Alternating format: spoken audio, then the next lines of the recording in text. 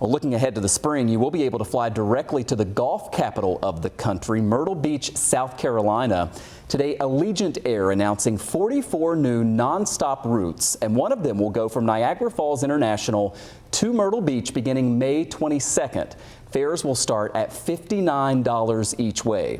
Now, we know the Grand Strand is popular with Western New Yorkers and tourists from all over the country. Nearly 18 million people visited last year, more than 1.5 million flying there. And get this, the greater Myrtle Beach area has about 157,000 so-called accommodation units, hotels, condos, villas, rentals. That's about on par with Las Vegas. Myrtle Beach will become the 4th destination for Allegiant out of the Falls Airport. The airline already flies to St. Pete and Punta Gorda year-round. That's in addition to seasonal flights to Sanford Orlando Airport. Those return here in February. And some of these routes have daily flights, although others only fly maybe a few days a week, depending on the time of year. The company telling me today that flight dates, times, and the lowest fares can only be found at Allegiant.com. Pascal Cohen is NFTA's Senior Manager of Marketing and Air Service Development for the airports in Niagara Falls and Cheektowaga, and he joins us live tonight. It's great to have you on the show here to talk about this. And I know Myrtle Beach is one of those very popular destinations for Western New Yorkers. This is obviously exciting news.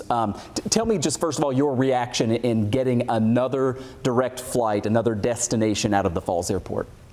No, you're right. It's a very popular destination. It's very popular not just for Western New Yorkers, which obviously, like you say, like to golf, but also like to go to the beach. But for our friends in Canada, our Canadian neighbors, it is a major, major destination. So we actually had this service for quite a while on Spirit Airlines, but due to COVID, they took a hiatus, and then after COVID, they came back for a little bit in 2022.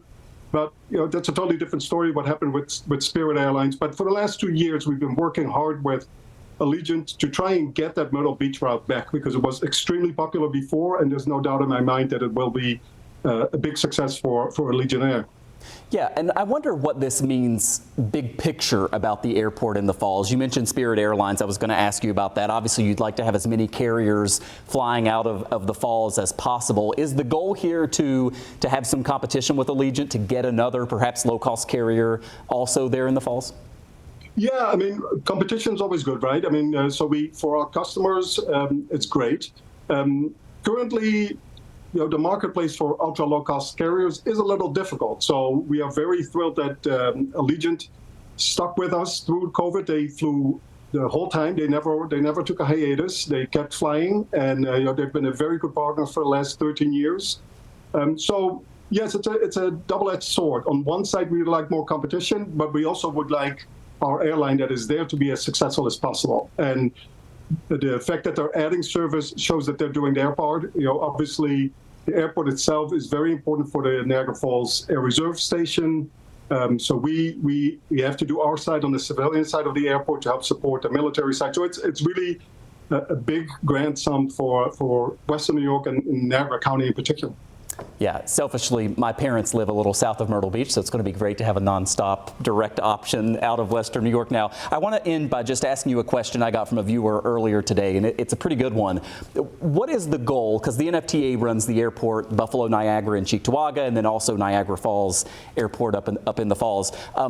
What is the difference between the two in terms of when you're out marketing them? Is the Falls Airport, are you looking at those ultra low-cost carriers to go there, or is it just, finding the right fit for whatever the airline's looking for? Yeah, we run an airport system, right? So we run both airports. So we try to make sure that both airports bring the biggest return in economic development to Western New York.